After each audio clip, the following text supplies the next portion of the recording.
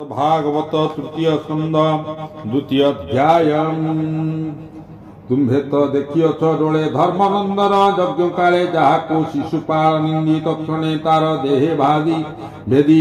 लुचिला भय चरणे रहिला अजरा मरणे जे गति जोगी जने चिंती जन्म मरण नितरंती तार विजोग के बास हे जेबा जगते देह बहे देख भारत युद्धे जेते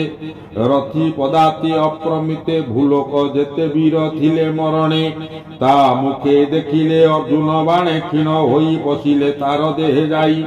त्रैलोक्यनाथ से अनंत स्वभावे कमलार कांत त्रिदश देवे ता चरणे सेवा करंती अनुक्षणे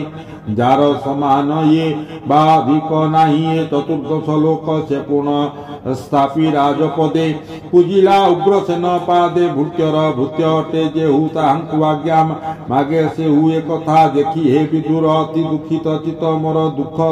पुतना धात्री रूपे स्तन निवेशी तार मुखे क्षीर गरल संगे देई पशिला तार देहे जाई यशोदा गति सेही जाई यशोदा गति सेही पाई से गति के ही न लभई से दया निधिर चरण बिना वाक्य का न शरण जेते असुर ए जगते नसिले गोविंदर हस्ते गरुड़ स्कंदे ताकु चाहि पशिले तार देहे जाई से भागवत मध्य सार कियबा देवा पटांतर कंस राजार बंदी घरे जन्मिला देवकी उदरे ब्रह्मार बोले ऋषिकेश चिंती धरणी भारनाश हे वसुदेव कंस डरे नहीं थोइला नंद घरे गोपत संगे हलधर बंचिले 11 वर्षर गोप बालक संगे थाई बने चिंद अचरांती भी नित्य गाई वेणु शब्द सिंगानादे बने बुलंती अप्रमादे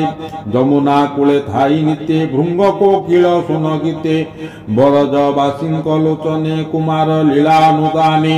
मृदन हसन के खेलने निरते बसे तांक मने बाल सिंहर प्राय चाहे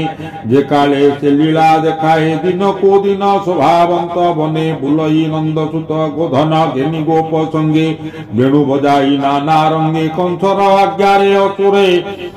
जेते मिलिले गोपपुरे पुतना आदि माया रूपी मिलिले बन गिरि व्यापी ताहांकु करी बाल खेला सबु माइला नंद बला जमुना विष जल खाई